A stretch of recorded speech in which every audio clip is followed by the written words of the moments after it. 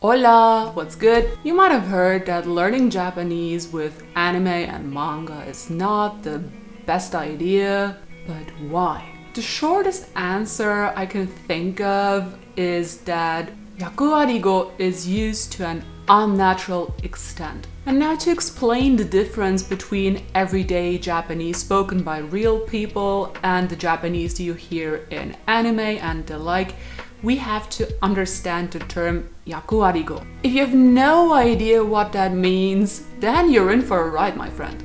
The only way I currently know how to translate that word would be role language. And now what this term basically describes is a certain speech pattern that is accompanied by certain behaviors, by certain characters. We might as well be talking about stereotypes. And this includes certain styles of speaking, intonations, and so on.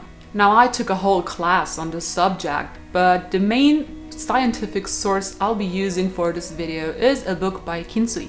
And to be clear, every single person that speaks Japanese uses Yakuwarigo to a certain extent. How polite you speak, your intonation, the way you end sentences, even the choice of pronouns is all part of Yakuwarigo. So Kinsui, for example, defines Yakuwarigo as linguistic stereotypes. And he also notes that, for example, the speech patterns of men and of women have been researched quite a bit, but it doesn't end there. There is so much more to Yakuwarigo than only the differences between the genders, you know? There are linguistic stereotypes for old men, young boys, experts, foreigners, Yakuza, and so on. These stereotypes are used to highlight the nature of a personality. For example, a boss might ask you to do a task, and while in real life he would use standard language, in a novel or in other media he would use language that indicates that he's a superior, especially when he's not one of the main characters and doesn't have a lot of time for an introduction or something like that. So when you don't have a lot of time to get to know a character, you have to make clear what kind of person they are. And so to make it easier for an audience to understand who somebody is, linguistic stereotypes are an effective method to let us know who or how a person is supposed to be. And to accomplish this, we can use certain speech patterns that are not necessarily used in the real world. A strict boss would therefore be portrayed almost as a caricature of the real thing. He might speak in a louder voice, use specific phrases, and even look a certain way. So certain characteristics are highly exaggerated that way. But you know, via language as well. So role language is used to give you information on somebody, so it's clear who they are without spending too much time on them and spending time on explaining their personality. So if someone looks like a gangster and speaks like one, you can bet your ass that he's just a typical gangster. Now let's say he looks like a badass, but he speaks like a princess would. Now that changes everything.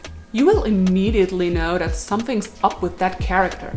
And now let's elaborate on that example a little bit more. So here the thing is, it doesn't even matter how, for example, a princess actually speaks. It's more how one might imagine princesses to sound like and speak like. So when you encounter people like that in anime, for example, she would use probably very polite and flowery language to exaggerate her refined and extraordinary status.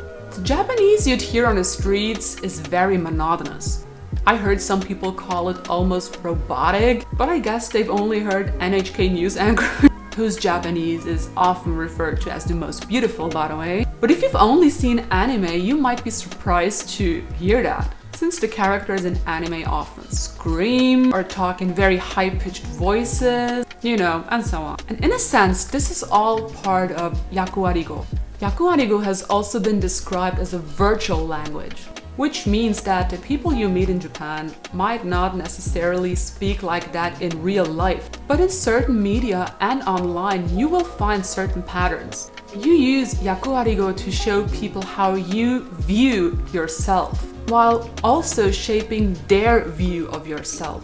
And I just mentioned virtual language, right? And that means people actually adapted certain speech styles and patterns into their daily lives. They began actually using what they hear in dramas or anime or whatever in their daily communications, but mostly online.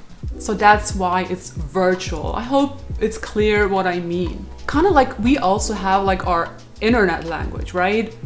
So for example, when we say LOL on the internet, some people actually do that in real life, you know? But yeah, if people talk like that in real life, they'd probably get some looks. And if you're still unsure what the term Yakuwarigo means, that's okay. I'll do a whole series on that, and maybe then you'll understand it better bit by bit.